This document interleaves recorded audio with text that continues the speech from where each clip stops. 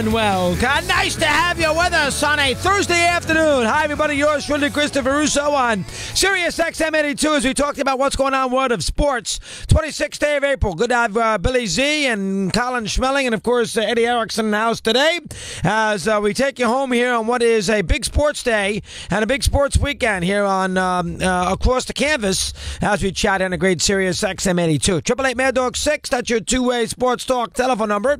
And we'll get Phil Simms on a little later on. Peter King today. We'll break down what's going on in the NFL. He around a little bit later on, too. We take your calls. We take it until 6 in the East, 3 in the West as we get set for a big sports night. A night where everything converges, and this is why it's a big night, and this is why 17, 20 million people are going to watch it. It's the converging of the college football fan and the NFL football fan, and as a result, NFL Draft 2018. And away we go. Remember now, all these players come from a specific college, so they have a fan base from Laramie, Wyoming, to Tuscaloosa, Alabama, to Chestnut Hill in BC. I mean, there's all sorts of fans want to see where their players go, so it brings that kind of group into the equation today. If those kind of fans done, I don't know how many fans in Tuscaloosa love the National Football League with the University of Alabama sitting there, but they bring those fans to the table tonight, and then, of course, all the NFL teams, which you can bring into the mix here as well, with their favorite team having a chance in midwinter or mid-season, mid-off season, so to speak, to figure out what they're going to do as far as their franchise is concerned here in the off season. Throw any idea, you got two New York teams in the mix, and don't tell me that doesn't count. It does.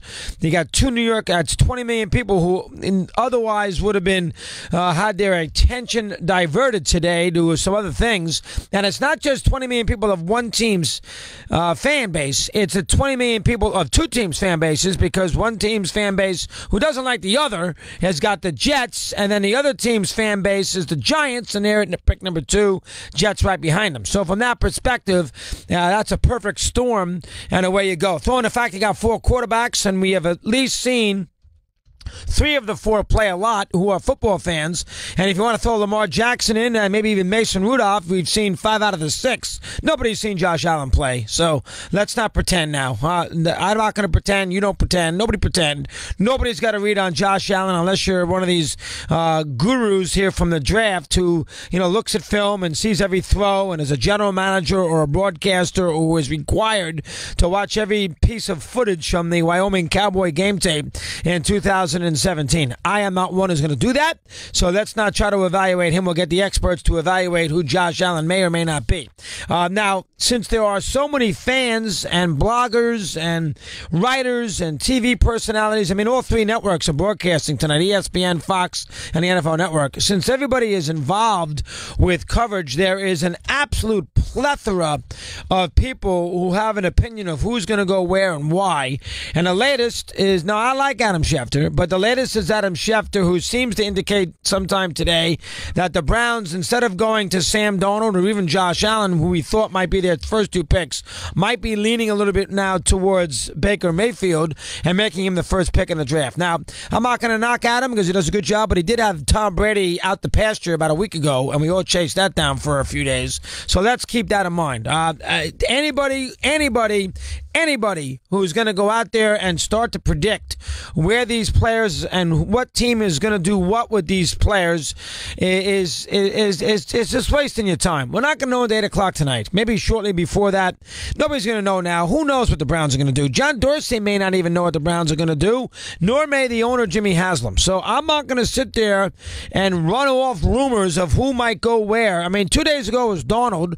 I've heard Josh Allen a month ago. I said Barkley, and now all of a sudden it's Baker Mayfield. Next, it's going to be Mason Rudolph. I mean, who knows? I mean, we are sitting here now, and we are grasping at straws because a lot of us, now I try to stay away from it for as long as I could, but a lot of us, including the show before me, has spent basically months breaking down this NFL draft, and as a result, you're getting punch drunk and you're coming up with themes to keep your day moving, and you're going to say, well, I hear this, oh, no, that, oh, how about this? How about a trade there? How about an acquisition here? No. Enough. We waited long enough. 5 more hours won't kill us. And when we get to 3 o'clock or 8 o'clock tonight, and 5 hours and the Browns on the clock right at 8 o'clock, we'll get a little sense, 5 hours and 7 minutes, where this draft might be headed as far as 2018 goes. You know, the Browns, I think they should take the running back. They won't. They're going to take a quarterback in some conjecture. We'll see which one they take. But to guess that which one they're going to take, I think you're wasting your time. These teams keep these as huge time secrets. I remember a long time ago in 1990, my old partner there broke the idea that the Giants were going to take Jared Bunch with the first pick, a pick they did make. And the general manager and the owners of the Giants went absolutely nuts based on the fact they thought that that leak was going to cost them, maybe somebody take Bunch before they were going to take Bunch, and that was going to be a major problem. And I remember that like it was yesterday. That was 28 years ago. So the idea that, these teams are not going to leak anything out of importance. If they do leak something out, it's going to be misinformation. There is not one person in America. They might have some theories. They might have a little conjecture. They may have a sense, but there is not one person who covers the NFL, and that includes our own king, in America, who has any idea tonight what these teams are going to do. I don't think even agents know. Nobody knows. Nobody knows.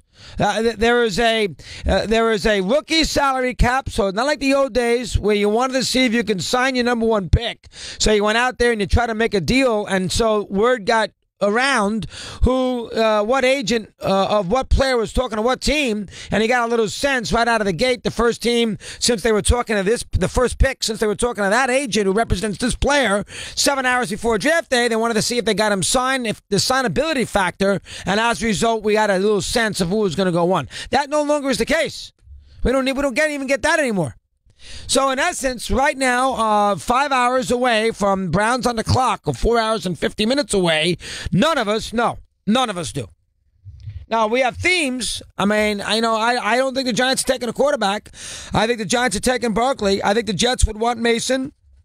I have a couple little theories, but who the hell know? I don't know. What do I know? I'm doing a little talk show on the west side of New York City, trying to get to 6 o'clock. Get the plane in the air, somehow get it landed with nobody getting hurt by 6 o'clock. That's my job.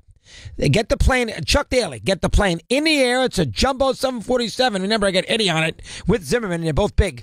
Get the plane in the air, get a stewardess on board, or a steward, quote unquote, to serve food and cocktails, and get this baby landed by 6 o'clock.